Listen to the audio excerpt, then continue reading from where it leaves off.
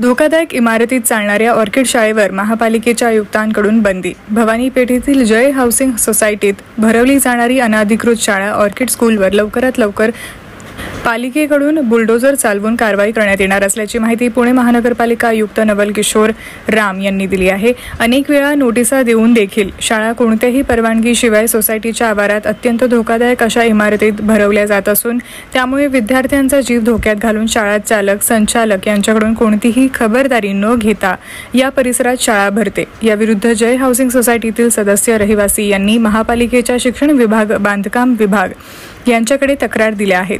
यावर पुणे महानगरपालिकेने आता कंबर कसली असून शाळा सुरू होण्याआधी धोकादायक इमारतीवर कारवाई होणार असल्याचे पालिका आयुक्त यांनी सांगितले.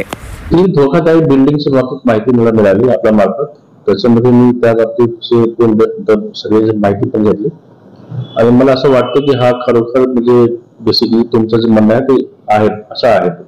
तर मी त्यांना स्पष्ट सांगितलं की 16 तारीख पासून जे स्कूल सुरू होणार आहे त्या ठिकाणी सुरू होणार नाही आणि 100% आपण शाळा तिथे बंद करणार आहोत. कारण असं आहे की पुण्याला पाऊस खूप करता येतो आणि थोडा पण रिस्क असेल कुठल्याही बिल्डिंग मध्ये तर तो इथे रिस्क जे आहे 10 पट आपोआप होऊन जाते. तर अशी परिस्थिती रिस्क घेण्याचा प्रश्न असेल तो त्याच्यामध्ये कारवाई काही हरकत नाही. मी आपले बिल्डिंग कन्स्ट्रक्शनचे जे अधिकारी आहे महापालिकेला मी त्यांना स्पष्ट एक विहित मुदतीत करण्याच्या बाबतीत सांगतो.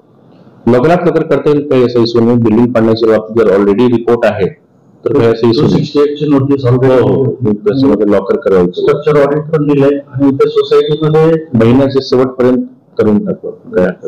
पण शाळा जर चालू झाली तर ते जर सुरू होणार नाही. मी तेच म्हटलं स्कूल सुरू होणार. मी मागच्या वेळेस वर्षापासून लोक जे भाडेकरू आहेत बरोबर आहे ना, शाळा तिथे सुरू होणार नाही जास्त सांगितलेलं आहे. ठीक आहे.